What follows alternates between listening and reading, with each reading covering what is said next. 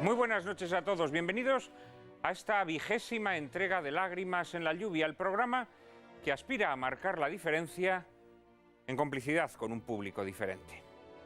Atendiendo la solicitud de muchos de nuestros espectadores, dedicamos hoy nuestro programa a una de las expresiones más evidentes y efectivas de la tentación totalitaria, que es el empleo de la educación como una formidable máquina de adoctrinamiento que crea sucesivas generaciones de personas dóciles al poder político, imbuidas de los paradigmas culturales que la ideología gubernativa pretende incorporar como dogmas de obligado cumplimiento para completar su labor de ingeniería social. En otras épocas, ese propósito adoctrinador se revistió de expresiones sañudas, policiales, fiscalizadoras. La nueva tentación totalitaria, mucho más sibilina y eficaz, disfraza ese propósito de empresa filantrópica.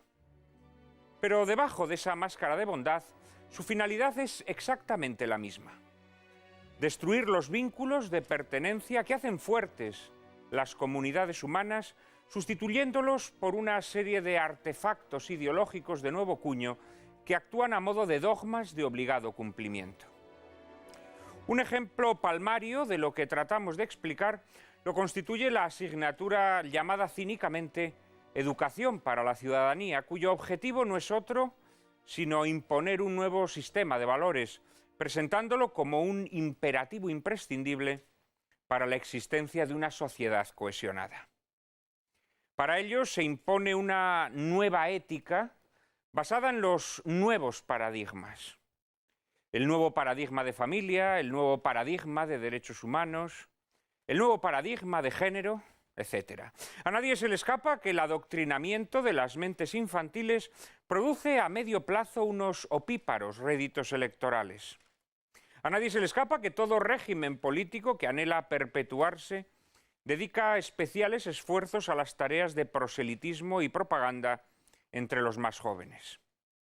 A través de la asignatura de Educación para la Ciudadanía y de otros engendros similares, las nuevas generaciones son atiborradas de un pienso ideológico que, por supuesto, no se limita a incluir unas normas de convivencia pacífica, sino que, sobre todo, se preocupa de imponer una moral pública que tuerza y pisotee la moral que las generaciones precedentes les han transmitido. De este modo, la formación de nuevas remesas de esclavos está asegurada. Se trata, en definitiva, de que las nuevas generaciones piensen y, sobre todo, sientan, porque tampoco conviene que piensen demasiado, según determinadas directrices. Se trata de que asuman emocionalmente, de que empaticen determinados valores que el poder político juzga correctos y convenientes y de que desdeñen otros a los que la ideología gubernativa tacha de retrógrados. Se trata, en definitiva, de arrasar el ámbito de la conciencia, de allanar y expoliar lo que Calderón de la Barca denominaba patrimonio del alma. Podemos discutir que ese patrimonio pertenezca a Dios, según las creencias de cada cual. Pero desde luego a quien no pertenece en ningún modo es al gobernante de turno ni a la facción ideológica que acaudilla ni a quienes puedan sucederles en el futuro. Poco a poco, y sin que nos demos cuenta, el derecho a la educación se ha ido convirtiendo en una suerte de concesión graciosa que los poderes públicos hacen a la ciudadanía. Y ya se sabe que ciudadanía significa pueblo convertido en rebaño, despojado de sus derechos naturales y reducido a la condición de beneficiario de las concesiones que el poder le otorga. Y cuando el derecho a la educación es usurpado a sus legítimos propietarios, se convierte en potestad para adoctrinar o reformatear conciencias. A la asignatura de Educación para la Ciudadanía no tardará en sumarse la llamada también cínicamente educación sexual, que busca traducir todo impulso afectivo balbuciente en impulso sexual. Por supuesto, esta potestad para adoctrinar penetrará también en ese ámbito de gozosa y anárquica libertad que constituyen los juegos infantiles, que pronto serán regidos por los protocolos que establezca la ideología de género. Y ya se anuncia una nueva ley que, con la coartada de la igualdad, pretende condenar al ostracismo a la escuela diferenciada, que la ideología gubernativa juzga nefasta para sus fines. Este proceso de conversión de la educación en un instrumento adoctrinador no hubiese sido posible, sin embargo, si previamente la familia no se hubiese convertido en una institución dimisionaria, extremadamente débil, incapaz de asumir ya las obligaciones que tradicionalmente aceptaba como propias. Si antaño la educación que nuestros hijos recibían en la escuela era la prolongación natural de la educación que recibían en casa, ahora la escuela se ha convertido en una instancia sustitutiva o sucedánea de la familia que, por disgregación o irresponsabilidad de sus miembros, ha dimitido de las funciones que le son propias. Así se completa un triple y flagrante atentado. En primer lugar, contra la libertad de enseñanza. En segundo, contra la patria potestad. Y en tercero, contra los derechos de los menores. Pero libertad de enseñanza, patria potestad y derechos de los menores se convierten en pejigueras cuando el derecho a la educación degenera en concesión graciosa de los poderes públicos. Y mientras no nos rebelemos contra esta degeneración, que no es sino el disfraz con el que el poder político disimula la pretensión de modelar a su gusto y conveniencia la conciencia de la ciudadanía, no habrá salud en la escuela. Y si esa rebelión no se produce pronto, no tardará en llegar la época, no lo olviden, en que los padres que se opongan a que sus hijos sean adoctrinados en la ideología gubernativa serán vistos y perseguidos como peligrosos delincuentes. Sobre esta conversión de la escuela en un instrumento adoctrinador que fiscaliza las almas y roba los sueños de nuestros hijos, hablaremos hoy en compañía de Benigno Blanco, José Luis Almarza, Consuelo Martínez Scicluna y Jesús Trillo Figueroa. Les prometo un coloquio formidable. Pero antes, como siempre, María Cárcava les anticipa la película que lo ilustrará. Muy buenas noches, Juan Manuel, muy buenas noches a todos ustedes. Esta noche les proponemos que vean junto a nosotros La ciudad de los niños perdidos, coproducción franco-española dirigida en 1995 por Jean-Pierre Jeunet, a quien debemos la dirección de films como Amélie o Largo domingo de noviazgo, y por Marc Caro, que ya había trabajado junto a Jeunet en la estupenda Delicatessen. La música de La ciudad de los niños perdidos es responsabilidad de Angelo Badalamenti, compositor de dilatada experiencia y espléndida trayectoria, a quien que dio a conocer David Lynch en su Terciopelo azul y con quien a partir de entonces contaría para armonizar obras como Corazón salvaje, una historia verdadera, Mulholland Drive o la inolvidable serie de televisión Twin Peaks.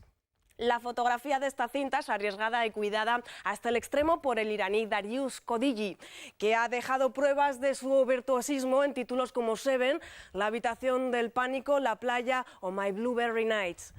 El reparto de La ciudad de los niños perdidos está encabezado por el forzudo Ron Perlman en el papel de Juan, Daniel Emil Fork como el siniestro Crank, ladrón de sueños, a quien acompaña una cohorte de bufones clónicos a los que interpreta Dominique Pinon, actor fetiche de Jeunet y Caro, con un peculiar e inconfundible físico.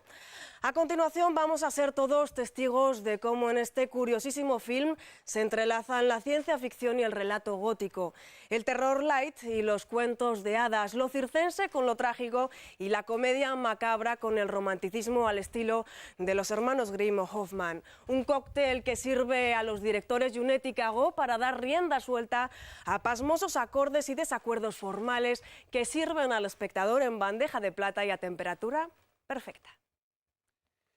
La ciudad de los niños perdidos constituye un gran festín visual de estética retrofuturista en el que Jeunet y Caro, como ya habían hecho en Delicatessen, logran adentrarnos en un universo originalísimo, pululante de extrañas criaturas, acechado de pasiones siniestras, donde una lágrima puede ocasionar un cataclismo y una pulga provocar un naufragio. Y como ocurre en las grandes sinfonías musicales, donde cada instrumento interpreta una partitura que concurre en el gozoso resultado final, en La ciudad de los niños perdidos cada aportación artística, el vestuario kitsch y estrambótico de Jean-Paul Gaultier, el diseño de producción onírico y de un expresionismo arrebatado, la fotografía a la vez lúgubre y colorista, la interpretación histriónica de los actores convertidos en una colección de monstruos enternecedores o trágicos, todos estos elementos contribuyen a crear esa peculiar e irrepetible atmósfera de fantasía gótica que envuelve la película de principio a fin. Pero cometeríamos una ligereza si nos limitásemos a saborear los exquisitos primores formales y estéticos que Junet y Caro nos ofrecen. Porque La ciudad de los niños perdidos, bajo su apariencia de capricho grotesco o extravagancia barroca, es una dolorosa parábola sobre la soledad y el desvalimiento de la infancia, sobre la vulnerabilidad de tantos niños a quienes acecha un torvo ladrón de sueños dispuesto a robarles el alma. Esos niños perdidos, náufragos en un mundo acechado por la noche, nos interpelan y exigen un salvamento, porque en su supervivencia espiritual se cifra nuestra esperanza. Que ustedes disfruten de esta hermosa e inquietante parábola.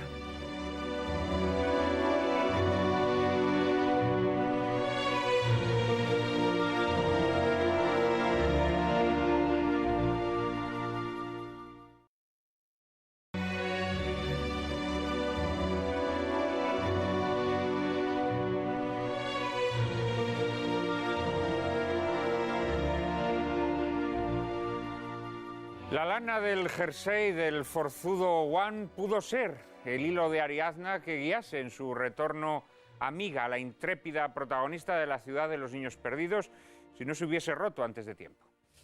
En Lágrimas en la lluvia deseamos que el hilo que nos une con nuestros espectadores y nos anima a internarnos en el laberinto de las grandes cuestiones de nuestro tiempo no se rompa nunca. Por eso hemos dispuesto una dirección de correo electrónico en la que pueden hacernos llegar todas sus propuestas y sugerencias. María Carcava, ¿hemos recibido muchos correos esta semana?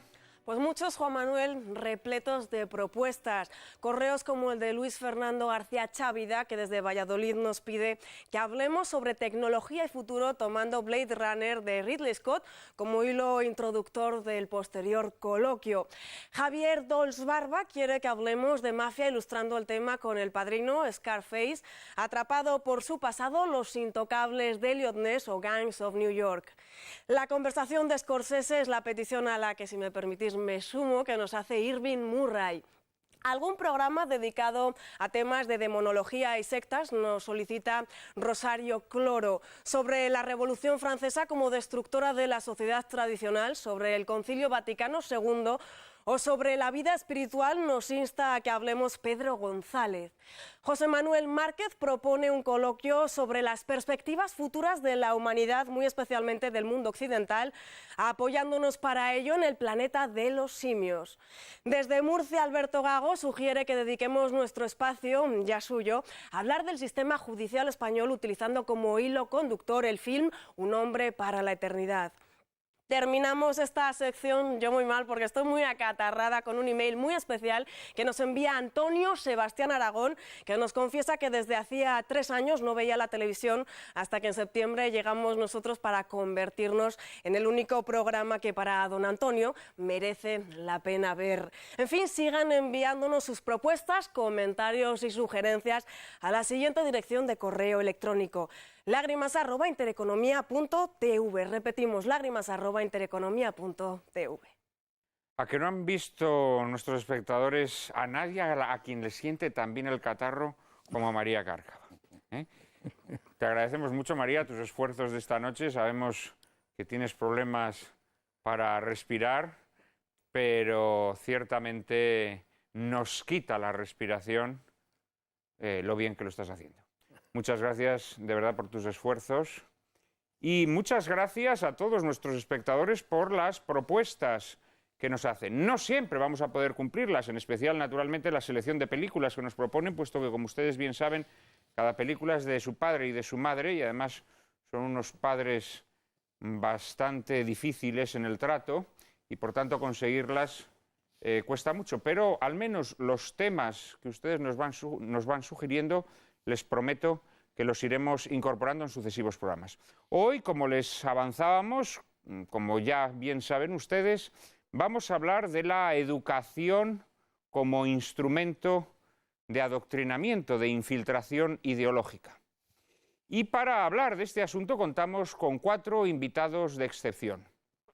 Uno de ellos, o una de ellas, o una de ellos, mejor dicho, es Consuelo Martínez Scicluna, a quien damos la bienvenida en nuestro programa. Es profesora titular de Filosofía del Derecho en la Universidad Complutense y académica correspondiente de la Real Academia de Jurisprudencia y Legislación de Madrid. Miembro de número y del Consejo de Presidencia del Instituto Internacional de Estudios Europeos con sede en Bolzano, Italia. Autora de numerosas publicaciones, en la actualidad se encuentra elaborando su segunda tesis doctoral en Historia Moderna, puesto que ya es doctora en Derecho. Muy buenas noches, Consuelo. Muchas gracias por haber atendido nuestra petición. Gracias por invitarme. Es un honor que estés aquí con nosotros. Los otros invitados ya los conocen ustedes, los seguidores de nuestro programa. Está con nosotros esta noche, al igual que lo estuvo en el programa que dedicamos a la ideología de género, Jesús Trillo Figueroa, que ejerce como abogado del Ilustre Colegio de Madrid y pertenece al Cuerpo de Abogados del Estado. Ha escrito numerosos estudios de asunto jurídico, pero también ensayos culturales como Kandinsky, El origen de la abstracción. Entre sus obras más importantes citaremos La ideología de género, que ya recomendábamos en este programa, y es autor del libro que tengo entre mis manos, Una tentación totalitaria, la educación para la ciudadanía. Un libro que les recomiendo muy fervorosamente porque en él se disecciona de forma implacable este fenómeno de adoctrinamiento que padecemos en las sociedades europeas contemporáneas y muy concretamente en la española. Además, acaba de publicar una reciente novela que aprovechamos también para recomendarles, El Apocalipsis oculto, que es un diagnóstico muy certero y amedrentador sobre el tiempo que nos ha tocado vivir. Muchísimas gracias, Jesús, por estar con nosotros una vez más. Gracias, Juan Manuel. Y con nosotros también está, precisamente, el prologuista de este libro de Jesús Trillo Figueroa, que les acababa de mostrar antes a la cámara. Se trata de Benigno Blanco, abogado y presidente del Foro de la Familia, licenciado en Derecho, trabajó como letrado en los servicios jurídicos de Iberdrola, que llegó a dirigir. Fue también secretario de Estado de Aguas y Costas del Ministerio de Medio Ambiente y secretario de Estado de Infraestructuras del Ministerio de Fomento. Recientemente ha publicado En defensa de la familia, en donde toca asuntos próximos al que hoy trataremos. Muy buenas noches, Benigno. Muchas gracias también por estar con nosotros, con esa barba así descuidada. Para mejorar mi imagen. Para mejorar tu imagen, ¿eh? Estupendo, muchísimas gracias. Y por último, coronando este cuarteto prodigioso, tenemos con nosotros a José Luis Almarza, a quien ya tienen los seguidores de nuestro programa perfectamente localizado después de sus aportaciones magistrales en el primer programa que dedicamos a la educación. José Luis Almarza es sacerdote, ha sido profesor de Hecho Religioso en la Universidad Complutense y subdelegado de Pastoral Universitaria en el campus de Madrid. Durante 9 años fue capellán del Colegio Mayor San Pablo. Actualmente desempeña su labor pastoral en la parroquia San Pablo de la Cruz y es responsable del área de enseñanza religiosa católica escolar en la Universidad Autónoma de Madrid. Muy buenas noches también, José Luis. Es un placer de nuevo. Estar juntos de nuevo. Realmente la película que acabamos de ver, que es una película que no trata explícitamente el asunto que tratamos, pero que sí puede considerarse una visión alegórica o simbólica de la situación en la que hoy en nuestras sociedades se encuentra la infancia y de los peligros de que esa infancia sea robada por ladrones de sueños. No sé si la ves así, Jesús. Sí, la verdad es que independientemente de consideraciones cinematográficas o estéticas, que daría mucho que hablar una película gótica como esta, extraña y barroca, como os he dicho antes. A mí me recuerda la película 2 cosas. Una a Dickens, Sí, efectivamente. Tiene una gran influencia de Dickens. Me recuerda al ambiente, pues no sé, a esa escuela que diseñaba Dickens del profesor Squire en Nicholas Nickleby, ¿no? A esa frase que decía, si no recuerdo mal, habría menos ignorantes, menos desahuciados si hubiera menos niños hambrientos, mal alimentados de cuerpo y de cerebro en el mundo, ¿no? Es decir, la hostilidad genera la hostilidad social, ese ambiente contrario a los niños, al final genera la destrucción de la propia sociedad, ¿no? Eso por un lado, Dickens. Y por otro lado me recuerda también bastante cinematográficamente a Blade Runner. Quizás por la estética y sobre todo por la sociedad distópica, la distopía que diseña finalmente, que por otro lado pues nos viene bastante bien para ser imagen de lo que se quiere diseñar en España, porque aunque parezca mentira, de la película más que de la educación para la ciudadanía, lo que al final se dibuja es un mundo distópico, es decir, contrario a lo que debe ser la utopía de alguna forma, pero sí una utopía, un mundo fuera que se quiere desear, que es el propio de lo que quieren hacer con esto, es decir, un mundo donde al final se llega sin paternidad, sin niños, no kids, todo producto de la ingeniería genética, de la hipertecnología, un mundo absolutamente sórdido, en donde al final lo que se echa de menos no ya es el sueño y la imaginación de la infancia, sino una cosa que dice en la película, una frase muy bonita en un momento determinado, dice, habéis conseguido robar los sueños, pero no habéis conseguido robar el alma de los niños, ¿no? Es curioso porque hablamos de distopías, siempre como una cosa pues, alojada en un remoto futuro, y no nos damos cuenta, efectivamente, como tú muy bien has dicho, que la distopía ya está aquí entre nosotros. Efectivamente, no bajo esas luces siniestras que nos proponen Junot y Cagó, sino bajo unas luces apabullantes, unas luces espectaculares, unas luces de gran almacén en día de fiesta, pero realmente esa sociedad desvinculada, esa sociedad de niños abandonados, esa sociedad en donde al final los niños son vampirizados, digámoslo así, ¿no?, por un ladrón de sueños, ya la tenemos aquí presente entre nosotros. No sé si lo ves así, José Luis. Sí, tanto la introducción que hiciste tú como los subrayados que ha hecho Jesús me parecen muy significativos. A mí el universo creativo de Jeunet, tanto en Delicatessen como en Amélie y en esta, no me entusiasma.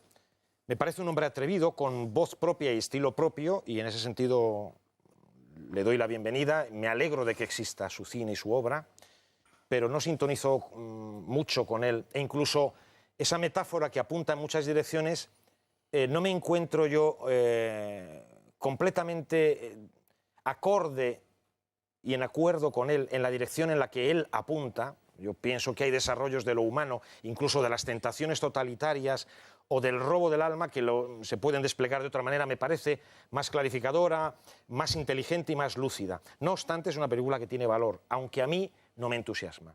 Estamos viendo ahora en pantalla una lágrima, porque uno de ellos, una de las frases magníficas, suelta perlas, tienes perlas de guión y de sugerencias visuales, ¿no?, sin lugar a duda. Hay uno de los momentos donde dice, pero ¿quién será capaz de arrancarme una lágrima? Muchas veces se dice que el futuro será de aquellos que guíen a los jóvenes, ¿no? Pero yo pienso que el futuro es de aquellos que ya en el presente son capaces de nuevo de suscitar profundas alegrías y de conmover profundamente hasta la lágrima. Hace un par de horas venía de clase. El tema que estaba en cuestión era lo que nosotros venimos hablando habitualmente como lo humano, la humanidad tan perdida como estos niños abandonados o huérfanos, ¿no?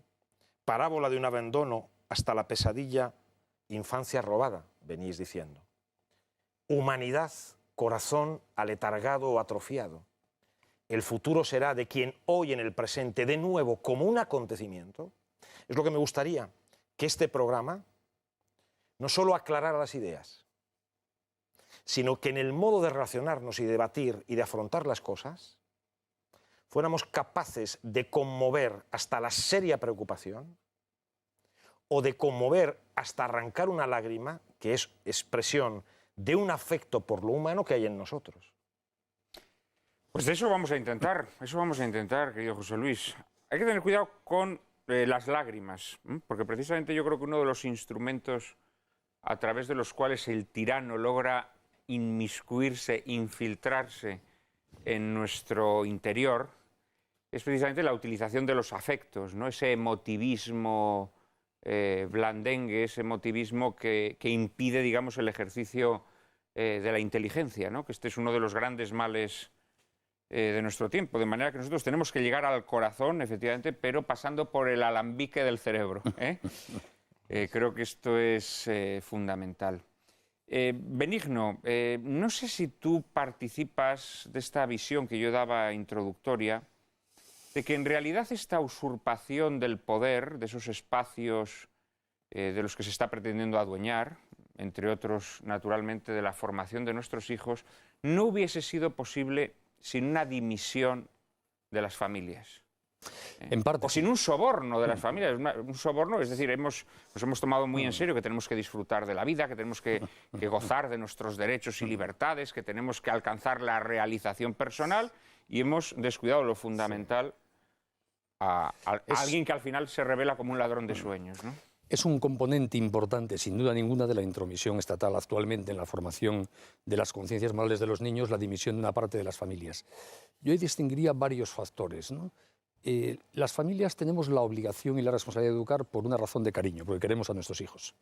Yo, como quiero a mis hijos, quiero que sean felices, y como quiero que sean felices, quiero transmitirles el patrimonio moral que creo que les facilita la posibilidad de ser felices. Por lo tanto, si un padre y una madre quieren a sus hijos, siempre educarán. El gran problema es que para educar hay que tener un proyecto claro de persona. En el fondo, educar es muy fácil. Si tú sabes en qué quieres que se convierta ese niño, qué lo hace bueno y qué le hace malo, es muy fácil orientarlo. ¿Qué le sucede hoy a muchos padres de familia y a muchos centros escolares y a muchos profesores que no tienen ni la más remota idea de en qué consiste ser una buena persona, por la crisis antropológica de nuestra época? Y quien no sabe qué es una buena persona no puede educar por mucho cariño y buena intención que le ponga. Más allá de la voluntad, es una incapacidad absoluta. Por lo tanto, en parte las familias dimiten de la función de educar no por irresponsabilidad, no por falta de cariño, sino porque no saben, porque no se aclaran sobre sí mismos. Yo creo que es el problema de nuestra época. Por el momento cultural en que estamos, hay muchos de nuestros contemporáneos que no tienen ni la más remota idea de en qué consiste ser un ser humano. Y bueno, eso les lleva... Esto es lo que llamaba C.S. Lewis la abolición del hombre, ¿no? Entonces eso les lleva a una profunda crisis personal, no se aclaran sobre sí mismos, a la imposibilidad de educar porque no se aclaran sobre sus hijos. Y ese vacío lo utiliza el Estado. El Estado aparece diciendo, como ustedes no pueden formar a sus hijos, como ustedes no saben cómo crece la violencia entre los niños sin criterio, aquí viene el Estado a ofrecer una ética pública, que es la esencia del problema de educación para la ciudadanía. Educación para la ciudadanía es la expropiación por parte del Estado de la competencia de la familia para educar la conciencia moral de los hijos, afirmando que hay una moral pública que consiste en los valores de las leyes, es decir, en los valores de la mayoría parlamentaria de cada momento, que se puede imponer utilizando la escuela a todo el mundo. Es totalitaria profundamente. En realidad, educación para la ciudadanía, que es un artefacto monstruoso, pero no deja de ser la guinda de un pastel, ¿no? Seguramente, Consuelo, tú que llevas muchos años en la universidad dedicada a la enseñanza y que has visto desfilar ante ti pues, a generaciones de estudiantes, te has dado cuenta que, aparte de esta asignatura que se ha impuesto en los últimos años, evidentemente había una labor de zapa, ¿no? Que llevaba impregnando, y más que impregnando, me atrevería a decir, anegando la transmisión del conocimiento, ¿no? En las escuelas, en los institutos, en la universidad. En todos los ámbitos. En todos los ámbitos. El problema es que yo creo que estamos ante una situación en la que cualquier paso atrás es un paso ya que no podemos volver a alcanzar. Es decir, la dejación, lo que tú antes mencionabas, la dejación también por parte de las familias de esa labor educadora y formadora. El dejarlo en manos del Estado. Hay una frase que para mí es expresiva de este planteamiento, que es: la conciencia es el sagrario de la libertad. En el momento en que anulas la capacidad del individuo de tener una conciencia, que es lo que distingue también lo que sirve para enjuiciar y lo que sirve para valorar, has creado seres completamente alienados. O sea, esa alienación ya tú la ves en todos los ámbitos educativos. Es un ámbito en el que llega, evidentemente, a la universidad. Claro, yo he visto pasar a generaciones de estudiantes, y lo que me encuentro ahora en el momento actual es precisamente con un relativismo, una neutralidad ante valores, una indiferencia absoluta, el relativismo que es absolutismo en el fondo y en el final, ¿no? Es decir, que estamos ante una labor de ingeniería social. La educación constituye el núcleo fundamental de nuestra vida social. Entonces, el hacer dejación de esta labor en manos del Estado, y un Estado que es aniquilador de la conciencia, de la creencia, de lo que es más fundamental para el sujeto, que es creer y pensar, y tener libertad para hacerlo, esto implica un paso ya al que, si renunciamos en estos momentos, hemos renunciado para el futuro y destruimos el futuro de nuestra propia sociedad. Estamos dejando a hombres jóvenes en manos de un ente que yo creo que es un ente anulador del propio sentido existencial del hombre. Jesús, tú en este libro, Una tentación totalitaria, que recomendamos nuevamente a nuestros espectadores, trazas un cuadro panorámico, ¿no?, de lo que es esta asignatura de educación para la ciudadanía, de lo que son, digamos, todas las elaboraciones intelectuales que hay detrás de ella, que es un proceso, naturalmente, que se ha producido no en España, sino en casi todos los países occidentales, pero de forma muy especial y, digamos, rápida, drástica, en lo que afecta a la sociedad española, ¿no? ¿Crees que hay una posibilidad de vuelta atrás en este proceso que se ha iniciado? ¿Ves la posibilidad de...? Yo creo que debe haberla, la fuerza, porque si no estamos... yo creo que lo que está sucediendo pues es no simplemente una neutralización de las conciencias, que es en sí un grave problema. La neutralización de las conciencias es un paso previo para llenar la conciencia con otro criterio, el criterio de ellos, el criterio de la ideología. Es decir, que desde que se alumbra por Rousseau el contrato social y después escribe el Emilio como la forma de educación del futuro ciudadano para controlar la futura sociedad, la educación es el primer paso de la ideología para penetrar en el control y en el mando y en la conquista del poder. Eso es evidente. Quizás el ensayo más radical que se ha producido de eso ha sido en la historia el tema de la revolución cultural china y la posterior aplicación de la revolución de los Jamieres Rojos, etcétera. Pero esto, aunque parezca mentira, es una emulación de aquella historia. Es decir, es el intentar introducir una ideología desde la infancia, a través del adoctrinamiento mediante la educación para la ciudadanía. Es decir, no es simplemente neutralizar, es sustituir los valores actualmente existentes. Lo dice bien Peces Barba, es sustituir al ciudadano, al creyente por el ciudadano. Dice al creyente, no dice al anterior no sé qué, al creyente por el ciudadano. Y ese contenido de ciudadanía es un nuevo proyecto antropológico del ser humano, el propio de la ideología que están introduciendo, basado en la ideología de género y en todas las corrientes ideológicas que más o menos examino yo en este libro. Por supuesto, algunas se me escapa. Porque lo acabas de comparar ahora con la Revolución China. Claro, es mucho más eficaz, ¿no? Porque, como decía yo al prólogo, estas formas de totalitarismo antañonas eran violentas, es decir, se imponían con guante de hierro, mientras que estas son mucho más civilinas, se imponen con guante de seda, actúan sobre la conciencia de las personas, y las personas no tienen conciencia de estar siendo obligadas, que quizás esto es lo más monstruoso, ¿no? Ahí es donde entra nuestro ámbito de responsabilidad. Está muy claro que el Estado está haciendo lo que no debiera, usurpar el derecho de los padres a educar la conciencia moral de sus hijos y sembrando aguas de totalitarismo. Pero en una sociedad donde hay libertad, y en esta lo hay, si eso sucede es porque los ciudadanos nos dejamos, de alguna manera. Yo quisiera resaltar que Educación para la Ciudadanía, gracias a Dios, ha suscitado el mayor movimiento de defensa de la libertad de educación que se ha vivido en España. 50.000 padres y madres normales de familia que han ido a los tribunales ejercitando un derecho de objeción de conciencia para oponerse al adoctrinamiento de sus hijos. Que luego el Tribunal Supremo nos ha negado ese derecho, bien, pero los padres siguen buscando cómo defender su libertad de educación. Por tanto, creo que es la hora de la asunción de responsabilidad por parte de padres y madres para educar de verdad a nuestros hijos. Yo, por ejemplo, cada vez que hablo de este tema, aconsejo a todos los padres de familia que me oyen que aprovechen Educación para la Ciudadanía para educar en esos temas a sus hijos en casa, dándoles el antídoto. Porque, en el fondo, en Educación para la Ciudadanía no se dice nada nuevo que no se dijese ya en la escuela. La gravedad singular de educación poblacional es que el Estado, por real decreto en el BOE, asuma la competencia de formar conciencias. Pero las mayores guarrerías, con perdón, que se pueden decir en educación poblacional ya se están diciendo. Ahora, somos los padres los que tenemos que aprovechar para hablar de nuestros hijos, con ellos de estos temas, para darles buenas lecturas, si es necesario, para desmontar las tonterías que les dicen en clase. Es decir, me gustaría que la sociedad española asumiese cada vez más estos retos totalitarios que plantea el Gobierno para hacer una defensa más activa del ejercicio de los derechos, de la libertad y, en este caso, de nuestra responsabilidad de educar a nuestros hijos. Porque así es como al final se vence al Estado, ejerciendo los derechos. Claro, esto es, en el fondo es terrible porque nos obliga a ser héroes. Claro.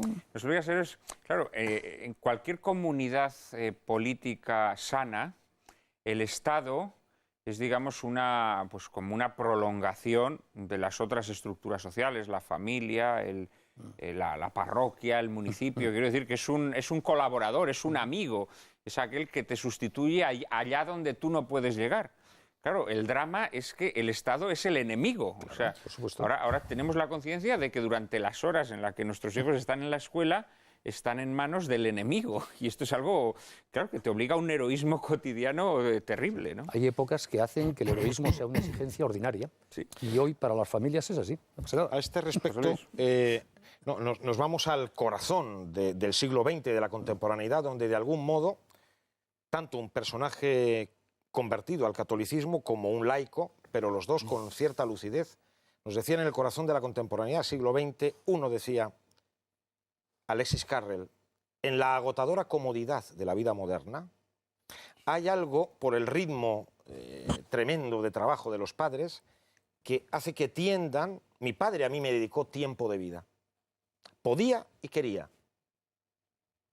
Y yo me doy cuenta que para educar a mis alumnos en la universidad y a los chavales en el tiempo libre durante la semana allende las aulas de la universidad o de los colegios, me doy cuenta que el mayor desafío educativo reclama el mayor tiempo de vida del adulto.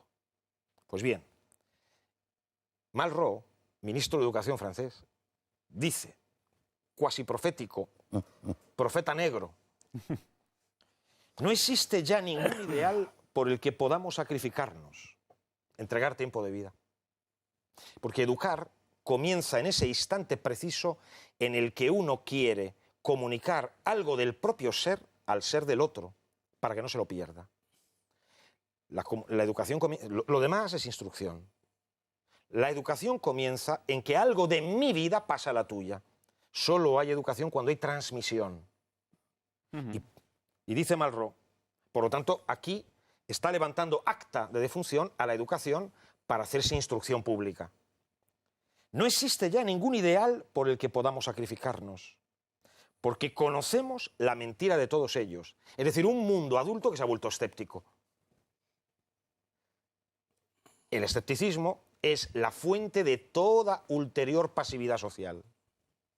No, ya nosotros no sabemos qué es la verdad. Luego, sin una verdad que proponer, los adultos no pueden desafiar a los chavales. Los chicos lo ven en clase. Ven si al profesor se le han quedado los apuntes amarillos. Y notan en el acento de la voz si ese hombre vive de lo que dice y dice lo que vive. Una vez, está por internet, a uno de los grandes educadores, al que llaman el San Juan Bosco del siglo XX, uno de ellos, Giussani, convocó a 20.000 jóvenes en un estadio y un periodista estaba alucinado al ver chavales de tan variado espectro atraídos por un hombre de 70 y tantos años ya un tanto enfermo, como Juan Pablo II ha movido millones de jóvenes, o este Papa actual que nos llama a una emergencia educativa. Aquel periodista le llamó la atención el atractivo de aquel hombre y le preguntó al salir del estadio, oiga, ¿usted qué hace para que estos muchachos le miren con esta atención? Y les dijo una cosa muy sencilla, le dijo al periodista, yo les digo lo que creo y creo lo que les digo. Y ellos lo saben. Esto es el fundamento de toda transmisión. Indudablemente, ¿no? Es que bueno, en toda transmisión educativa tiene que haber una transmisión vital, ¿no? Profunda, ¿no? Tienes que creer aquello en lo que dices. Pero es que yo creo que los ideólogos de educación poblacional sí creen en lo que dices. Sí, se lo creen. O sea, no creo que participen tanto del escepticismo o quizá participan de una resaca del escepticismo que es el odio, el resentimiento. Yo creo que en las ideologías que marcan esta emergencia, esta nueva tentación totalitaria, por utilizar la expresión de Jesús Trillo, yo creo que hay un afán de destruir una visión del mundo que se odia profundamente, ¿no? Una visión cristiana, llamémosla, ¿no? Y yo creo que toda la ideología de género y todos estos engendros que inspiran Educación para la Ciudadanía sí tienen muy marcados los objetivos y sí creen en algo. Es verdad que es una fe destructiva, es la fe de la llama y del odio, ¿no? Pero yo creo que sí hay una fe ahí, ¿no? Una fe enferma, una fe enloquecida. Consuelo, querías hablar. Yo quería poner el punto de vista de atención sobre lo que es este tipo de pedagogía, ¿no? Y quiénes están detrás de este diseño de la pedagogía, ¿no? Porque aquí hay quien da la cara y quien se esconde por detrás, ¿no? Hay auténticos ideólogos de esta pedagogía progresista en la que se supone que el progreso es educar, lo vamos a ver en esa asignatura llamada Ciencias para el Mundo Contemporáneo, una cierta concepción de la ciencia, una educación sexual, en la que al niño se le deja, digamos, inerme, ¿no?, frente a ese tipo de educación que implica también la perversión de lo que es la ideología de género, ¿no? Como una reconstrucción de la cultura, ¿no? Dado que la diversidad lo es y no se puede ir contra esa diversidad que es puramente biológica por naturaleza, hay que crear otro género de distinción. Y hay que crear otro tipo de cultura, que en definitiva se nos viene a decir son valores masculinos y por ser masculinos se han convertido en universales, ¿no? Hay todo un tipo de pedagogía que de alguna manera lo que hace es transformar la sociedad. Por eso es una labor de ingeniería social, porque realmente nosotros dejamos a nuestros hijos en manos del Estado y el Estado nos va a devolver un enemigo, O sea, quien retorna a casa es alguien al que tú no has formado y que asume como valores absolutos y como valores universales los que el Estado en ese momento quiere establecer, que son, en definitiva, la negación absoluta, porque es una cultura de la muerte, porque es la ingeniería genética, son toda una serie de contenidos, la utilización de los embriones. Todos esos contenidos no son contenidos científicos, implican una determinada visión de la realidad e implican también una comercialización del hombre como un objeto y como un diseño de mercado exclusivamente. Y eso es lo que nos va a volver a casa. Entonces hay que tener en cuenta que si nosotros hacemos dejación de esa educación en manos del Estado, al final esa transmisión de valores ya no va a poder ser realizada. Y lo que era antes la educación, que era una transmisión de conocimiento, se ha convertido en otra cosa, que es una transmisión de ideología. Y una ideología contraria precisamente a lo que creemos, a lo que pensamos y a lo que sentimos además como miembros de una familia. Y eso es importante. Pero yo creo, Consuelo, siguiendo esa línea de razonamiento, eso es así si dejamos que el Estado sea el único actor. Claro. Que hay una profunda carga ideológica en muchos momentos, en España en estos momentos clarísimamente, para manipular el sistema educativo al servicio de un planteamiento antihumanista evidente. Pero los padres de familia y las familias seguimos siendo agentes sociales. Si nosotros enviamos al niño y nos lo devuelven, es que no nos hemos ocupado de él por el camino. Claro. Entonces, un padre de familia, una madre de familia no puede enviar al niño al cole a los 3 años y esperar a ver cómo se lo devuelven a los 18. Eso sería una irresponsabilidad. ¿Qué sucede? Con heroísmo o sin él, tenemos que asumir la responsabilidad de educar también fuera del hogar. Y hoy, una familia que quiere educar, si solo educa mientras el niño está en casa, educa hasta los 2 años. Por lo tanto, lo que habrá que hacer a partir de los 2 años es educar a través de esas otras instituciones que han ido apareciendo y que también contribuyen al proceso educativo. Y por eso un buen padre y una buena madre de familia se preocupan de educar a través de Internet, enseñando a sus hijos el uso que deben hacer y de todas las nuevas tecnologías y medios de comunicación y de la escuela, y serán presentes en la escuela, escogiendo, si pueden, la mejor escuela para sus hijos, que es aquella en la cual... les dejan. Si pueden, por eso digo si pueden, que es muy difícil en España, pero ¿cuál es la mejor escuela para mis hijos? Aquella en que se les enseñe la misma visión del hombre que yo enseño en casa, no la que tenga más canchas de fútbol o más idiomas, que ojalá lo tuviesen. Pueda o no pueda escoger la escuela de sus hijos, se hará presente en ella. Conocerá y hablará con los profesores de sus hijos, hojeará los libros de texto de sus hijos, comentará con sus hijos qué se comenta en clase. Porque claro, si no, estamos renunciando a educar. Por tanto, hay que decir, se puede y se debe criticar al gobierno, ojalá tuviésemos un gobierno al servicio de la familia, pero mientras eso llega, y aunque llegue, tendremos que tener una actitud proactiva para estar educando a nuestros hijos en todas las instancias que hoy día educan. Y yo creo transmitir un mensaje en sentido positivo a las familias. Hoy es posible educar como siempre. Hoy tenemos unas dificultades concretas, en otras épocas hemos tenido otras, pero hoy se sigue pudiendo educar. Si uno quiere a sus hijos, tiene claro en qué consiste ser buena persona, puede ayudarles con eficacia a ser buena persona. Totalmente de acuerdo, Benigno, aunque el que se puede hacer, en lo que estamos de acuerdo, no nos debe hacer olvidar que primero hay que diagnosticar lo que ocurre. Es decir, la única manera de poder hacerlo es saber a qué enemigo nos enfrentamos. Y ese enemigo lanza sus tentáculos asfixiantes y exhaustivos en su propósito de controlar por completo la educación. Lo vamos a ver en un instante, después de la publicidad.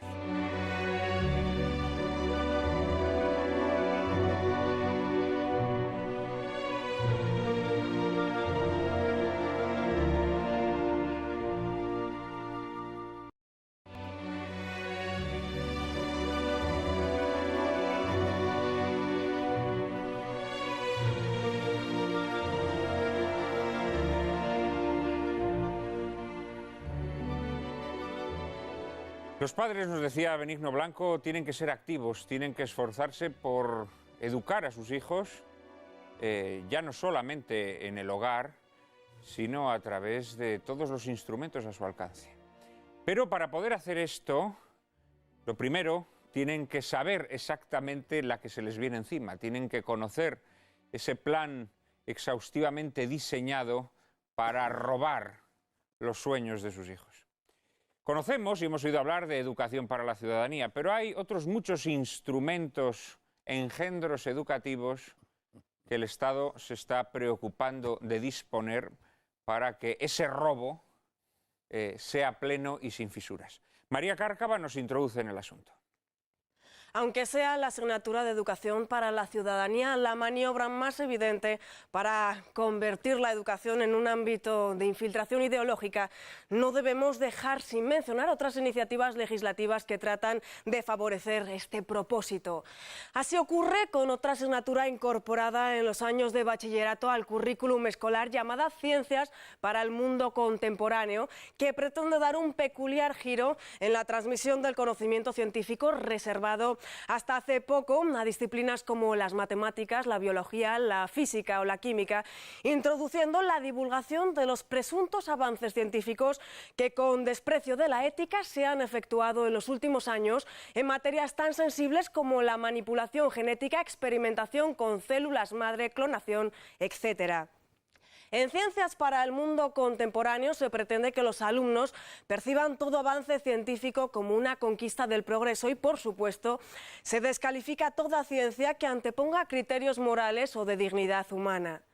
A este adoctrinamiento ideológico travestido de ínfulas científicas debe sumarse la nueva asignatura de educación sexual con perspectiva de género que prevé la llamada Ley de Salud Reproductiva y Sexual, más conocida como Ley del Aborto, cuya aplicación hasta la fecha se ha visto resentida por la crisis económica, aunque ya hay muchas escuelas donde se están impartiendo talleres de sexualidad y otras prácticas similares escasamente académicas. Esta nueva disciplina se configura como una suerte de materia transversal que deberá impregnar el proyecto educativo de las escuelas en un intento, y citamos literalmente, de apoyar a la comunidad educativa en la realización de actividades formativas relacionadas con la educación sexual, con un enfoque integral que contribuya al reconocimiento y aceptación de la diversidad sexual. Ya lo anticipaba el escritor José Bergamín hace 30 años en una reflexión clarividente que parece escrita ayer mismo.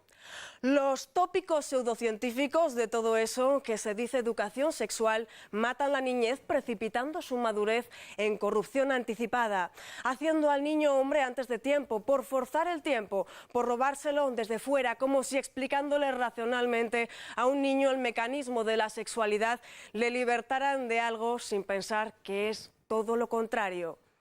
Porque no es el sexo el que debe dominar al amor, sino el amor al sexo. Verdad perogrullesca, cada vez más desconocida de la ignorante y corruptora y socialmente peligrosísima pedagogía actual que se llama a sí misma progresista. Hasta aquí Bergamín. Pero quizá lo más estremecedor no es que tal pedagogía se llame a sí misma progresista, sino que sus víctimas así lo crean también. Jesús, porque ese es uno de los objetivos, ¿no?, de esta nueva ideología rampante, que verdaderamente la asumamos como algo natural, como algo nuestro, como algo perfectamente normalizado, de tal manera que perdamos la conciencia de que están de alguna manera reformateando nuestra conciencia y cambiando nuestra visión de la vida, ¿no? Sí, todas las cosas se presentan con la apariencia de bonanza, con una especie de buenismo que pretende presentar las cosas de manera positiva. Por ejemplo, el efecto liberador de las nuevas tecnologías, paradoja que, por cierto, la película sí que refleja bien cómo termina la hipertecnología sin la infancia, es decir, estallando la isla por los aires, ¿no? Y siempre se presenta de la manera más sencilla, más fácil y más seductora. La salud sexual y reproductiva. Trinidad Jiménez decía sentenciosamente cuando era ministra de Sanidad: por fin hemos conseguido distinguir entre salud sexual y reproductiva, para que se sepa claro que el sexo es una cosa totalmente separada de la reproducción. La educación sexual debe consistir en despertar en el placer, en que los niños son autónomos, los jóvenes son autónomos para decidir en cada momento el placer que deban y quieran elegir, porque no hay nada que les sujete, ¿no? Palabras que están o en el caso de la reproducción, la mujer tiene que ser absolutamente dueña de la reproducción, dueña de su libertad, de poder decidir si quiere o no continuar o no con un embarazo. De manera que al final lo que es una aberración, por ejemplo, como es el aborto, como sabéis, pues lo presentan como un derecho. Es decir, que todas las cosas, de una u otra forma, lo presentan como consecuencia de una especie de buenismo, cambiando todo tipo de estrategias, como el lenguaje, etcétera, etcétera, y se presenta de manera perfecta, de manera buena, cuando en el fondo están haciendo una sustitución total, como decía antes, de un concepto antropológico, es decir, de una concepción de la persona humana por otra concepción del hombre totalmente diferente, ¿no? Benigno. Hay un punto de conexión entre el planteamiento ideológico de ciencias para el mundo contemporáneo y la nueva pseudoeducación sexual que prevé la ley del aborto, que es la presunta afirmación de que hay una visión científica de la sexualidad. Se nos dice muchas veces: la sexualidad es un tema muy serio, hacen falta sexólogos para enseñar. Los padres no estáis preparados. Yo no sé muy bien qué es un sexólogo, pero bueno. Entonces, se supone que la sexualidad se puede enseñar científicamente a los niños. Y yo digo que eso es un mito ideológico. Presuponer que la sexualidad puede reducirse a parámetros cuantificables, a descripciones fisiológicas, a algo matematizable, ya es un prejuicio ideológico. Que la sexualidad humana es algo mucho más rico que lo genital y lo fisiológico, que está implícito en ella la afectividad, los sentimientos, el compromiso biográfico, la propia vitalidad, la moral, la religión, nuestra psicología. Y que pronto ya subyace un mito reduccionista que, si se aceptase, efectivamente sacaría de la competencia humanista de los padres como educadores la educación sexual. Pero el sexo en los seres humanos es algo mucho más que en los animales, que se limitan a tener sexo en la época de celo y luego punto. Una vaca y un toro pastan igual fuera de la época de celo. Los hombres no. Los seres humanos tenemos una sexualidad que nos constituye. Solo hay una forma de ser humano, que es o siendo hombre o siendo mujer, sin ningún género de duda, dicho sea de paso. Y por tanto, la sexualidad es de una riqueza inmensa que la extrae de los puros parámetros cuantificables y que la lleva al contexto de la relación educativa humana. Y el segundo prejuicio ideológico que subyace a esos planteamientos es el afirmar que, dado que hay problemas derivados de la transmisión de enfermedades de transmisión sexual o embarazos imprevistos, el Estado, por razones de salud pública, tiene que entrometerse ahí. Frente a eso yo digo, el Estado es el que ha creado el problema en gran medida. Llevamos 30 años de campañas de preservativo, presunto sexo seguro, píldora del día después, aborto. ¿Y qué se ha conseguido? Aumentar la promiscuidad sexual, hipersexualizar a los jóvenes, incrementar en consecuencia las relaciones sexuales y, como ni el preservativo ni nada es eficaz al 100%, lograr por pura estadística, al incrementar las relaciones sexuales de los adolescentes, que cada vez haya más embarazos, más abortos, que no contengamos el SIDA, etc. Si hay una visión de la sexualidad que por puras razones de salud pública resulta recomendable, es aquella que preconiza que una persona virgen se case con una persona virgen y sean fieles. Ahí no hay riesgo de transmisión de nada. Y dado que todavía los embarazos por internet no existen, nuestros jóvenes y nuestras jóvenes no se quedarían embarazadas jovencitos si no tuviesen tantas relaciones sexuales de jovencitos, como incentiva las campañas oficiales y la pseudoeducación sexual en la escuela.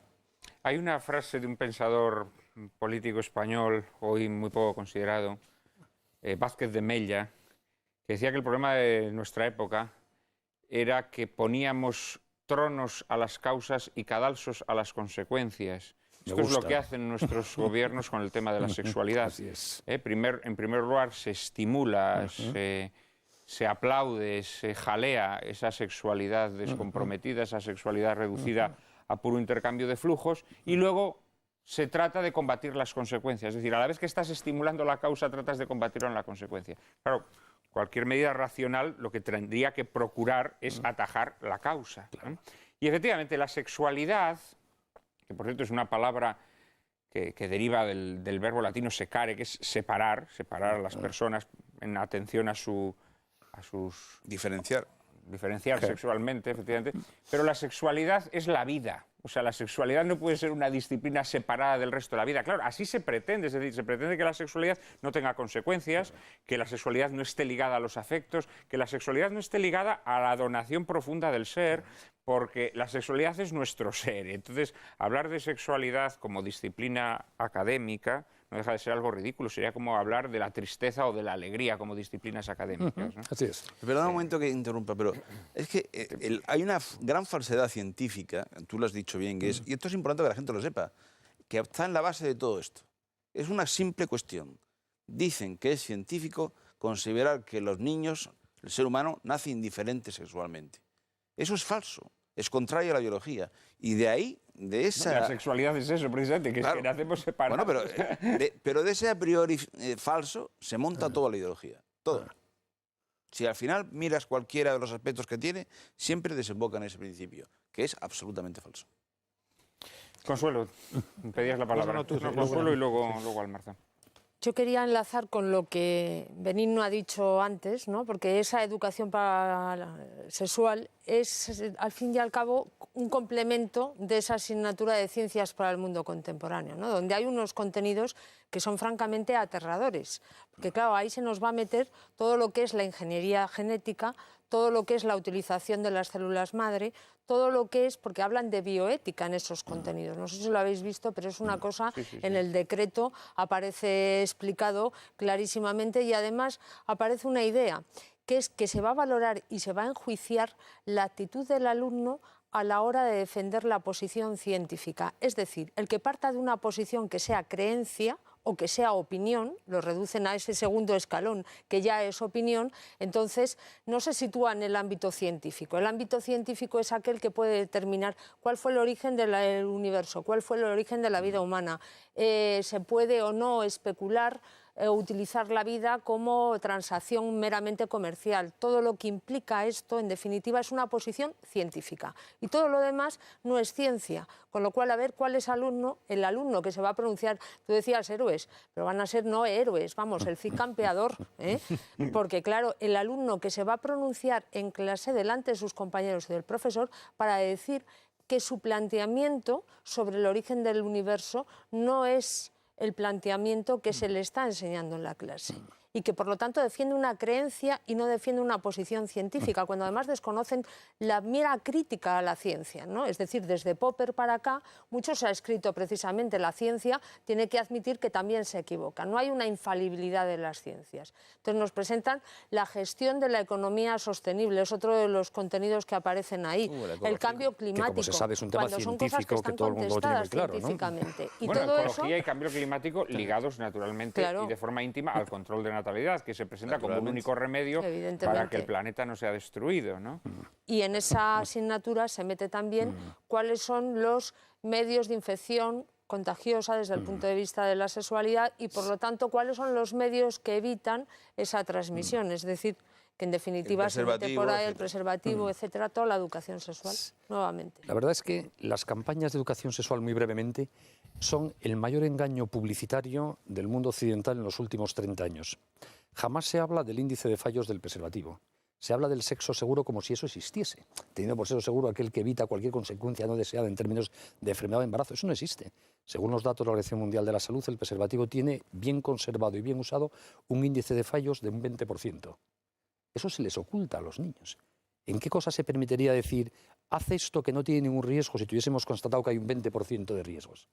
Esto demuestra que el prejuicio sexista de deformación, de exaltación del ejercicio sexual como algo irrenunciable, está metido en las meninges últimas de pedagogos, educadores y gobernantes, y no están dispuestos a renunciar a él a costa aún de engañar y de jugar con la vida y la salud de los demás. No, y además yo diría más, Benigno, no importa que sea seguro o no sea seguro, es decir, imaginémonos que es plenamente seguro. Es decir, a mí, yo creo que donde está lo criminal es en, de alguna manera, convertir a los niños o a los adolescentes en monos, es decir, en seres que traducen el impulso afectivo natural en nuestra naturaleza, lo traducen en impulso sexual. Porque desde ese momento ya les has destruido. Ya les has destruido. O sea, es que desde ese momento ya los has convertido, los has animalizado, los has deshumanizado. Aparte que, bueno, aunque les regales, no sé, 200 condones, va a haber una vez 201 en la que ya no tengan condones y que como están animalizados, pues van a seguir haciendo lo que les han enseñado a hacer, ¿no? Pero, en fin... Eso siempre se ha llamado corrupción de menores. Sí, corrupción de menores se le llamaba ahora se le llama... Educación afectivo-sexual. Claro. Terminaba, José Luis Almarza. en el primer corte terminaba Benigno Blanco insistiendo, y me gustaba esa veta que habría, por invasivo que sea el Estado, mientras que exista una persona, existe siempre posibilidad de educar. No se nos olvide que en los Hechos de los Apóstoles, Pablo o Pedro convierten al carcelero y a la familia. Significa que no existe ninguna circunstancia, por poderoso que sea el Estado, en el que si hay un sujeto que tiene una experiencia, pueda comenzar con él todo de nuevo. Siempre. Así es. Dos, en las épocas de crisis, y estamos en ella, y no la ha inventado Zapatero y el PSOE, venimos sacando unas consecuencias últimas radicales, de un clima cultural que ya Malraux apuntaba, que es el escepticismo y el cinismo de los adultos, y que ha ido dando sus pasos como primer brote de fiebre en el 68, como revolución cultural, y después, de una manera de torrentes acumulados, hasta que desembarca de una manera torrencial en el momento en el que estamos. Y nuestros hijos sufren como los adultos de 40 a 50 años. Y por eso, gran parte del profesorado de secundaria, gran parte, 40-50%, están con una depresión o derrotados como experiencia. La pregunta que yo me hago es, en época de crisis, lo normal es que desaparezca la confianza. En época de crisis económica, no se da crédito a nada. En este momento actual, donde incluso parece que el Estado tiene medios de propaganda y facilidad ideologizadora, ¿qué podemos ofrecer nosotros, que creemos en la persona y en una experiencia positiva de vida? ¿Qué es lo que nos puede hacer creíbles a los demás? O sea, ¿qué es lo que hago yo cada día educando a mis hijos para que una vecina se sume conmigo a la tarea? ¿Qué es lo que hago yo para que las mamás en las APAs o cuando me ven a mí, cómo yo le hablo a ella de su hijo, o cómo en un claustro afronto las cuestiones? O sea, ¿qué portamos para que de nuevo volvamos nosotros a ser creíbles? Digo esto porque... Pues me atrevería a decirte, bueno, perdona, no sé si te interrumpo, me atrevería a decirte que más allá de, bueno, pues intentar también utilizar los instrumentos de la propaganda, que bueno, que pues con eso puedes conseguir que la gente piense de forma distinta a como se quiere que piense, pero yo te diría que el instrumento fundamental es el testimonio personal. Claro, así es. Sí. El testimonio vital, es decir, la capacidad de contagio que tienes con tu vida, de transformar la vida del que está a tu lado. Es que esto es muy importante, porque estamos hablando del diagnóstico para hacer una terapia. El diagnóstico sencillo de un psiquiatra y psicólogo de familia que me encantó cuando lo leí. La crisis educativa es una crisis de certeza. Hoy no se transmite una posición segura, aunque la propaganda hable de cientifismo o de cientificidad. Lo que ocurre en la calle y en la cotidianidad es que ya nadie transmite una posición segura. La posición habitual es dubitativa, es la incertidumbre del conocimiento y de los afectos. Ya no se está seguro de lo que se ha encontrado, no se está seguro de lo que se ha visto.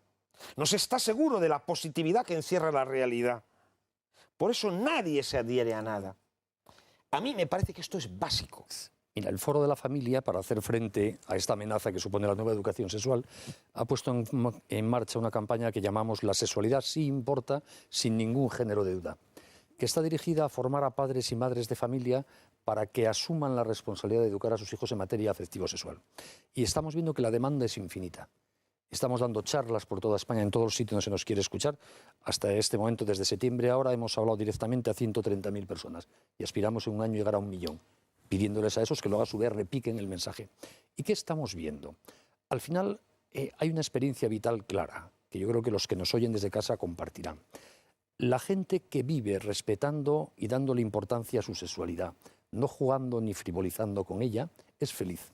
Hay muchas más posibilidades de construir proyectos vitales plenos y felices. Esta es la clave. La gente que ha jugado con su sexualidad, que la ha frivolizado y banalizado, puede pasar unos cuantos fines de semana muy entretenidos, pero al final está sola, infértil y triste. Y esto es lo que tenemos que lograr enseñarles a los niños. ¿Cuál es el mejor instrumento de un padre y una madre para educar a sus hijos en una sexualidad responsable? Que vean a papá y mamá felices viviendo como ellos dicen que hay que vivir. No hace falta grandes teorías.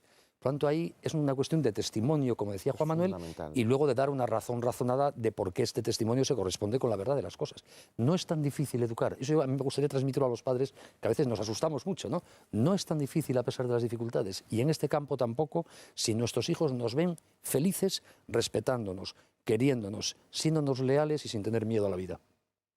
Lo cual no significa que no haya que despejar. Y yo agradezco cuando alguien desmonta los sofismas y nos da criterios, nos aclara los razonamientos. Pero donde se juega la batalla es en el frente cotidiano de la trinchera. Yo cuando estoy con los alumnos en la universidad o con los chavales de 14 o 15 años, hablo directamente con ellos y les desafío. Si el modo como les dicen que ese de tratar a una chica, eso les hace más feliz. Y hay un modo de hablar de lo humano que se impone por sí mismo.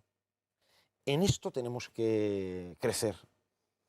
Por eso debemos armarnos con el programa de Lágrimas en la Lluvia para tener un buen diagnóstico y luego lanzarnos a que se nos vea lo felices que somos por vivir como pensamos. Pues es que lo humano es aliado nuestro. No, lo humano no es enemigo nuestro, es aliado nuestro. De todas formas, Jesús, contigo cerramos este bloque.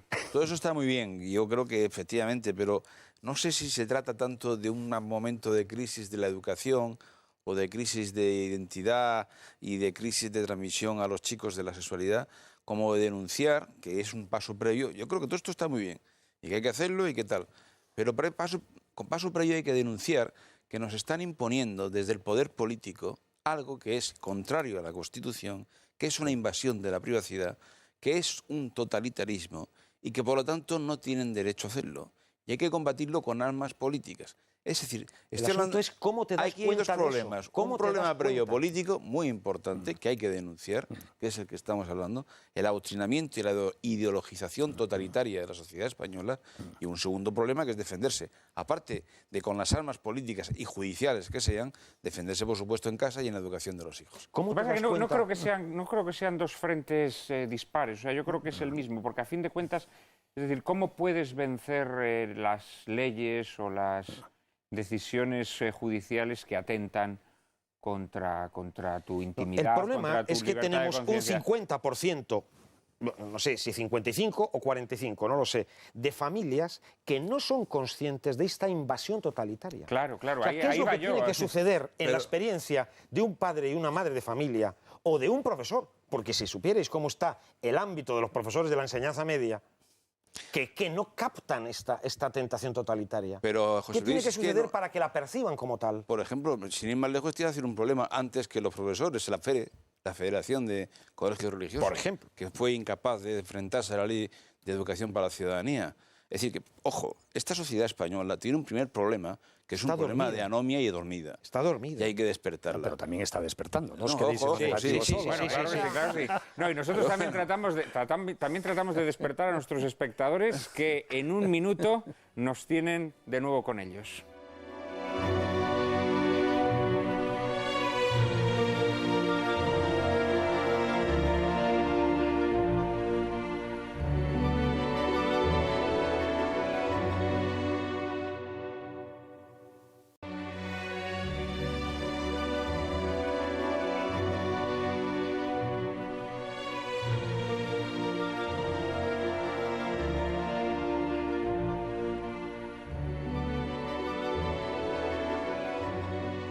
Es interesante que nuestros espectadores sepan que esa asignatura que les hemos mencionado antes, Ciencias para el Mundo Contemporáneo, esa especie de hermana resabiada de Educación para la Ciudadanía, infiltra bajo la apariencia neutral, objetiva de ciencia, hoy en día llamamos ciencia en realidad a formulaciones puramente ideológicas, toda una serie de paradigmas culturales también propios de esta ideología que ferozmente trata de reformatear nuestras conciencias o las de nuestros hijos, ¿no es así? Sí, sin duda. La palabra ciencia hoy día tiene mucho prestigio. Por lo tanto, bajo ella se nos vende mucho gato por liebre. Por ejemplo, es un dato que en la naturaleza hay evolución. Es una teoría discutible y nunca demostrada, la de Darwin, de que la evolución se deba a cuestiones de lucha por la supervivencia, etc. Y es una pura ideología que nada tiene que ver con los datos, el evolucionismo. El dar por supuesto que la explicación de la vida en el planeta Tierra se debe a fenómenos bioquímicos trabados entre sí y punto. Y sin embargo a veces se nos presenta como ciencia tanto el dato cierto como la teoría discutible como la pura ideología presuntamente formulada en términos científicos. Por lo tanto es muy bueno que sepamos que bajo la ciencia se nos pueden estar vendiendo cosas de muy distinto valor y que no nos dejemos engañar. Gran parte de lo que llega al público en general, sobre todo a través de los medios de comunicación como ciencia, es ideología, porque los datos científicos como tal no suelen acceder a los medios de comunicación. Y en la escuela pasa un poco lo mismo. El riesgo de esta asignatura es que se venda a los niños ideología pseudocientífica como si fuese teorías científicas demostradas o datos científicos ciertos. Pues hay que estar muy atentos a los programas de estas ciencias para el mundo contemporáneo, como habrá que estar muy atentos a esta nueva enemiga o animadversión que la ideología hegemónica ha declarado a la escuela diferenciada, a la escuela que separa a niños y niñas en sus aulas. Nos preguntamos, ¿a qué se debe esa animadversión? María Cárcava nos introduce en el asunto. La Ley de Igualdad de Trato que proyecta el Gobierno vuelve a esgrimir el tópico de que la educación diferenciada discrimina. Tópico que se adereza presentando tal educación como un lujo al alcance solo de unos pocos, de los ricos. Pero lo cierto es que algunos de los colegios de educación diferenciada más conocidos de España, como por ejemplo el Colegio Tajamar, sito en el barrio de Vallecas, desmienten tal caracterización grotesca. Lo cierto es que allá donde la escuela diferenciada está implantada suficientemente, como ocurre en el Reino Unido o Alemania, los centros que mejores resultados académicos obtienen son en una gran proporción de educación separada. Lo que demuestra que los argumentos contra este tipo de escuela no son pedagógicos, sino ideológicos. En efecto, la ideología de género inspiradora de las últimas reformas legislativas en materia educativa combate la escuela diferenciada porque propugna que la diferencia sexual entre el varón y la mujer no es una realidad innata propia del ser humano y que solo existen géneros, es decir, roles sociales optativos en la conducta sexual del individuo. Una educación que postule que los caminos del aprendizaje de hombres y mujeres son distintos, aunque sus capacidades intelectivas sean las mismas, inmediatamente se convierte en anatema para esta ideología. Podría decirse que la escuela diferenciada atenta contra la igualdad si en las escuelas de niñas se impartiese un programa distinto al que se imparte en las escuelas de niños, o si se enfocase el futuro profesional de niños y niñas de forma divergente. Pero si los planes de estudio en las escuelas de niñas y de niños son los mismos, ¿cómo puede sostenerse seriamente tal afirmación? Lo que en verdad atenta contra la igualdad es que estos colegios de educación diferenciada sean excluidos del régimen de conciertos, como parece que se pretende, pues de este modo solo los ricos podrán acceder a ellos. Una vez más, la ideología de género, en su afán por negar la realidad inscrita en la naturaleza humana, prefiere fomentar las desigualdades sociales.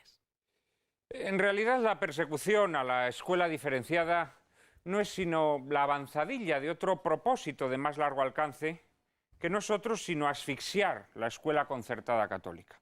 Hoy ya existe una discriminación efectiva entre alumnos de la escuela pública y la concertada, puesto que los primeros reciben muchos más medios y dotaciones económicos, técnicos y profesionales.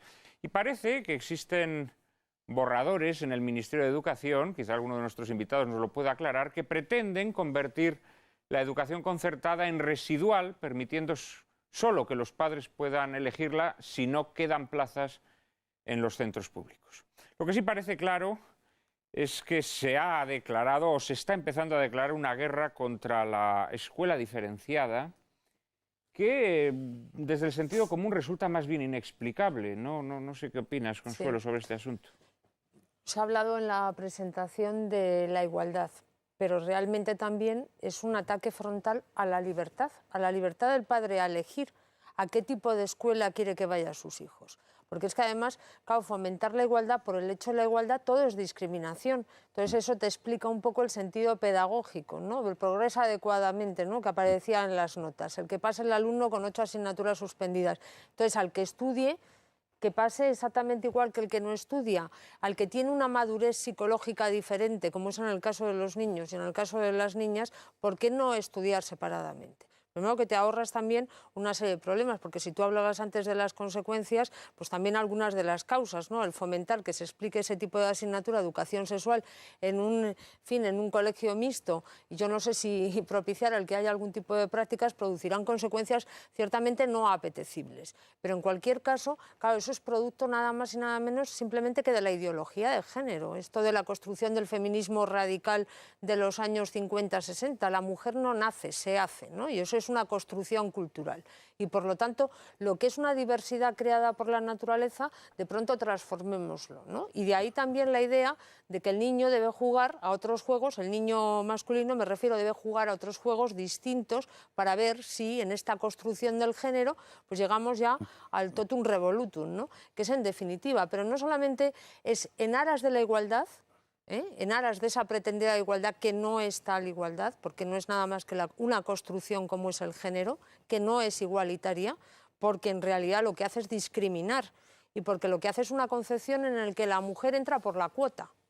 La que vale, vale, y la que no por la cuota, y a lo mejor la hacen ministra, ¿no? Del ramo que sea. Claro, es que es una cosa infumable. Si eso lo hubierais dicho a vosotros, inmediatamente os tacharían de machistas. Por eso me permito el lujo de decirlo yo, para que no ocurran este tipo de cosas. En las oposiciones de alto nivel en este momento, la cuota tienen que ampliarla para los hombres, porque están entrando las mujeres Pero en su mayor en todos los tribunales de oposiciones, en todos los concursos, con esto de la idea de la transversalidad de lo que implica el género, esto implica que en cualquier comisión hay que meter mujeres por definición, ¿no? Que es una cosa infumable, porque claro, yo he estudiado una carrera exactamente igual que vosotros y a mí me hubiera resultado, en fin, una cosa dañina incluso para mi propia fama, que me hubieran dado la matrícula simplemente por el hecho de ser mujer.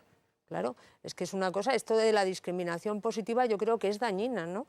Y esto de, en aras de la igualdad, conculcar la libertad del padre a elegir si quiere una escuela diferenciada para sus hijos. No, pero además, ¿qué igualdad? O sea, quiero decir, vamos a ver, por ejemplo, los torneos de tenis atentan contra la igualdad por haber torneos masculinos y torneos femeninos. Pues espérate que les Los pregunten. retretes públicos atentan contra la igualdad por haber retretes para caballeros y retretes para señoras. O sea, es que esto es una cosa demencial. Oiga, no, atentaría contra la igualdad, como ha dicho María Cárcava, si en los colegios de niños y en los colegios de niñas se impartieran disciplinas distintas, si hubiera programas distintos, si se enfocara el futuro profesional de niños y niñas de forma distinta, o si esos niños y las niñas al salir de clase tuvieran una alambrada que les impidiera relacionarse. Pero ¿por qué va a haber problemas de igualdad? Es que no se entiende, es una cosa verdaderamente irracional. Bueno, es la ofuscación ideológica que lleva, claro, a defender la irracionalidad y hacerle creer a la gente, efectivamente, que aquí hay tenemos que desigualdad. conducir a 110 kilómetros por hora, nos unirán en las toilettes, seguro. Bueno, hombre, eso por supuesto, eso les encantaría. Lo que pasa es que no deja de ser una cochinada, porque siempre los servicios de caballeros pues han sido, en general, más indecorosos o más sucios, ¿no? Con lo cual, yo creo que las mujeres con sentido común se resistirán a ello, ¿no? Pero les encantaría unificarlos. De todas formas, ojo a la ley mencionada por María anteriormente, porque esa ya existe, un anteproyecto de ley. Sí, esa ley está en marcha. Y esa ley es la ley de cierre del sistema y es una ley que persigue absolutamente todo lo que sea diferencia sexual, de manera que llega a un igualitarismo, o si quieres más bien identidad, ¿no? Es decir, prescinde de cualquier posibilidad de discriminación por razón de sexo. Y además introduce nuevos motivos de no discriminación, como es la identidad sexual, donde va más allá del hombre-mujer, es decir, estamos hablando de las distintas orientaciones sexuales, etc. Es decir, que la ley esa que regula todo un sistema de persecución pero de persecución, creando un fiscal, creando una sala especial, estableciendo el desplazamiento de la carga de la prueba de manera que se presume que quien diferencia es el culpable, creando una serie de infracciones con tipos abiertos donde cabe todo, incluso creando un comisario político, que por cierto las malas lenguas dicen que está reservado el puesto para Viviana Ido, cuidado con el tema, que no es ninguna tontería, y en fin, después de esa ley es probable que no se pueda jugar el tenis en España. Es probable que no se pueda hacer un programa como este en España. Bueno, sí, porque de aquí vamos directamente a Chirona. Claro. Uno de los artículos de esa ley, la Ley de Igualdad de Trato, considera sancionable expresamente un tratamiento de la información en los medios de comunicación que no responda a los principios de igualdad establecidos en la ley. Por lo tanto, cuidado, Juan Manuel, con el programa. No, si yo eso lo tengo asumido que dentro de poco pues estaremos en la cárcel, ¿no? ¿En qué sentido? Pero ya está escrito, os perseguirán. En todo caso, volviendo a lo de la enseñanza diferenciada, es evidente que en una mente respetuosa con la libertad, la enseñanza diferenciada es una opción pedagógica tan elegible como la coeducación. Se puede discutir qué es mejor, qué es peor, hay teorías para todos los gustos, pero pretender... Sí, como la enseñanza pues con un segundo idioma o Exactamente. con... Es que no entiendo es un por tema qué. de libertad, ¿no? En Estados Unidos, por ejemplo, uno de los mayores defensores que hay en este momento de la enseñanza diferenciada es Hillary Clinton, ideóloga de género como ella sola, pero ella estudió en una escuela para niñas y se ve que le ha ido muy bien y está muy contenta del sistema. ¿Quién es aquí nadie para decir que el sistema en que se educó Hillary Clinton es un desastre? Aparte o la hace que... poco mujer, o yo qué sé, o la ha discriminado con los varones. Bueno, desde que me has dicho que Hillary Clinton estudió en una escuela diferenciada, voy a mirar Empiezas con a menos dudar. buenos ojos a la escuela diferenciada.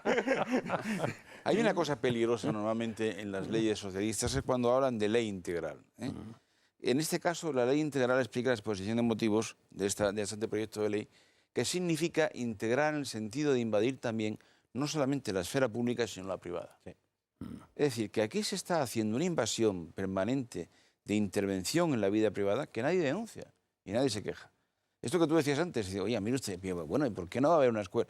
Que haya la que me dé la gana, es decir, pero hemos llegado a unos límites donde hay una falta de libertad, un liberticidio totalmente todos los días, por ejemplo, del tabaco.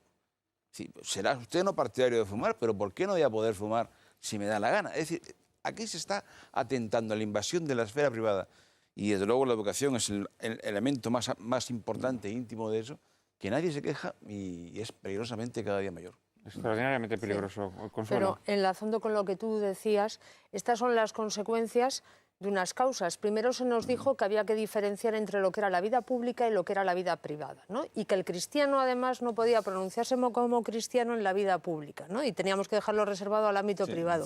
Encima. Y ahora, ¿cuál es, sin embargo, la consecuencia? La consecuencia es que el Estado, que es laico, que es aconfesional, que es secularizador de nuestra vida, sin embargo, tiene una intromisión constante en nuestras creencias en el ámbito privado. O sea que, primero, con un argumento falso, al final hemos tenido que aceptar el trágala que han querido. Y ese es el trágala final. Es que decir, yo no puedo manifestarme públicamente, eso debe quedar en mi ámbito privado, pero el Estado sí puede intervenir en mi ámbito privado, sí me puede decir qué es lo que yo tengo que enseñar a mis hijos y cómo se lo debo de enseñar. Todos los totalitarismos pasan por 3 fases en su implantación, desde Julio César hasta Lenin. Primero se cambian las leyes y las políticas públicas para introducir los criterios ideológicos. Aquí la ideología de género se introdujo con la ley del llamado matrimonio homosexual, etc. Luego, ¿no serán primero criterios y luego las leyes? Sí, lo digo porque como no siempre hablamos de historias democráticas si nos cogemos toda la historia, hoy día son primero leyes, ¿no? Entonces, nueva antropología sobre sexualidad, las leyes sobre el matrimonio, la sexualidad, etc. Segundo paso, enseñamos esto en la escuela porque es lo democrático y lo que está en vigor. Tercer paso, prohibimos a los que discrepan, que en España son la anunciada ley de libertad religiosa y esta ley de igualdad de trato. Sí, está todo muy visto ya. Sí, lo que pasa es que es un mecanismo implacable. Claro. Y en este caso que nos presentaba María Cárcava de la escuela diferenciada, no nos engañemos.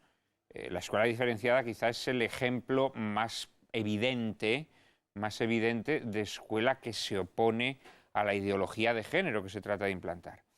Pero lo que hay detrás de esa persecución a la escuela diferenciada es la persecución a toda forma de educación que se rebele contra la ideología de género y más específicamente contra la educación católica.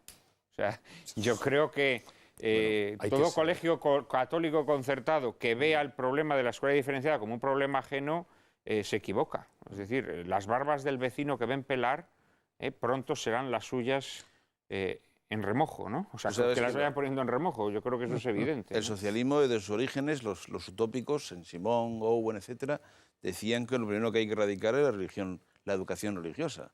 La educación de los frailes, exactamente, se refería San Simón a la expresión de la educación de los frailes porque perseguían nada más que el proselitismo, según ellos. Claro. Y la educación debe perseguir la educación en la ciudadanía. Bueno, esa es la visión que tienen algunos ideólogos que tú recoges en este libro y algunos actuales y campando por sus fueros, ¿no? Ahí está Peces Barba, por ejemplo, que constantemente hace este tipo de alusiones, ¿no? No, yo digo que estamos viviendo una época en la que es muy atractivo ser anarcoide. Yo prefiero ser anarcoide y ser friki, porque la invasión no solamente te limita, o sea, discute sobre 10 kilómetros más o menos y nos explica qué es sano, saludable y ecológico. Es que llegará un día en que no se pueda ni fumar en el coche, ni siquiera después del posludio amoroso. Es decir, la pretensión invasiva del Estado totalitario no solamente es expulsar la religión del ámbito público, sino dominar los intersticios de cualquier ciudadano, sin que se dé cuenta. 1984 de Orwell. Es así, ¿no? Lo privado es político, lo privado es político, decían las feministas del 68. Bueno, al final es eso, es convertirte en un anarcoide o en un friki, aunque en realidad la forma de vida que tú postulas sea la más normal del mundo, ¿no? Pero confinarte, digamos, en un gueto, en el gueto de los apestados o en el lazareto de los leprosos, aunque realmente tú seas el único sano, ¿no? Es algo monstruoso. Hay un cuento de H.G. Wells que recomiendo a todos los espectadores de este programa, El país de los ciegos, donde un expedicionario llega a un país oculto entre las cordilleras andinas, donde todos sus habitantes indios son ciegos. Y él dice, bueno, yo aquí voy a ser el que ponga orden y el que termine mandando, ¿no? No. Hasta que no se resigna a que le arranquen los ojos, no es aceptado en sociedad. Es decir, esos indios ciegos ven al expedicionario, lo ven como un friki, y hay que arrancarle el mal, ¿no? Y esto es un poco el mecanismo también de estos nuevos totalitarismos, ¿no? Que logran confinarte en un gueto de tal manera que si quieres ser aceptado en sociedad tienes que resignarte, inclinar la testuz y pasar por las horcas caudinas. Por eso, ¿no? como criterio ante una sociedad totalitaria, como principio metodológico, yo diría, tienes permiso para equivocarte, pero no tienes permiso para dudar. Porque lo que quiere el poder es introducir en nosotros la duda, ¿no? De nuestra experiencia. De todos modos, la gente vive bastante más sensatamente que nuestros ideólogos. Si no, se habría hundido esto. Claro. Es decir, que a veces nos podemos confundir. Nos gobierna, desde el punto de vista cultural, académico, político, los niños del mayo del 68 francés. Pero ya están bastante mayorcicos. Lo que viene detrás ya no es así. Bueno. Es decir, en España vivimos casados un hombre con una mujer el 94% de la población. Frente a eso hay, según el censo, 10.474 parejas de personas del mismo sexo. Bueno, bien, existen, pero los porcentajes... ¿Cuántos padres quieren que su hija sea una guarrilla? Con perdón. Ninguno. ¿Cuántos padres desearían que sus hijos sean tipos estupendos, nobles, trabajadores? Aunque luego a lo mejor no saben cómo lograrlo. La inmensa mayoría. Sí, lo que pasa, Benigno, es que este año se casa menos gente y no creo que sea solo por la crisis económica. No, porque las leyes han banalizado tanto el matrimonio que ya no se sabe lo que es. Claro. Pero los que nos casamos... O sea, que este fenómeno de erosión es progresivo, poco a poco, y lo irá erosionando. Pero a lo que voy es que hay todavía mucho bien en la sociedad. Claro, hombre, y hay un depósito de cordura en todo cuerpo social que, ante el abismo, da un paso atrás, retrocede y decide romper con toda la morralla y todo el pienso ideológico que le han metido en la cabeza, ¿no? No sabemos cuándo se va a producir ese momento. Yo espero que se produzca y espero que sea cuanto antes. Y que este Tenemos que programa ayude a ello. y ayudar en la escasa medida de nuestras posibilidades desde Lágrimas en la lluvia. He de decirte, Benigno, por cierto, que estamos recibiendo, María Cárcava está recibiendo multitud de correos electrónicos en donde se nos dice que te favorece mucho esa barba, esa barba descuidada. Se lo contaré a mi mujer, que dice que me la quite rápidamente. Nos decía uno de nuestros espectadores que a los calvos A los calvos atractivos esa barba crecidita, sin llegar a ser barba poblada y boscosa, ya blanca venerable. que les queda muy bien. Nos ponían el ejemplo de Sean Connery, por ejemplo. Espero que mi mujer lo esté escuchando en casa. O Sean, me apunta María Cárcava, que es mi experta en dicción inglesa, que se dice Sean Connery. Bien, con esta pequeña broma nos despedimos para que el programa no quede muy grave.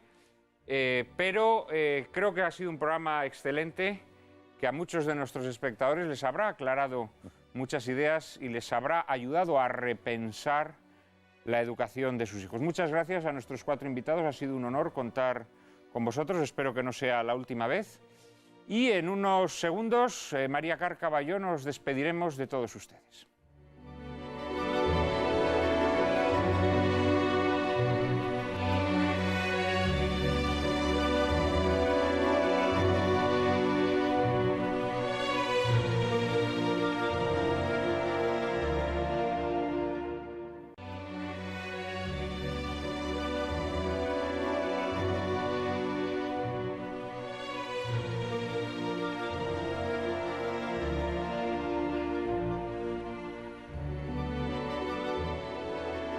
Yo me pregunto si es posible educar a los hijos en casa ante este panorama tan desolador, pero me refiero constitucionalmente.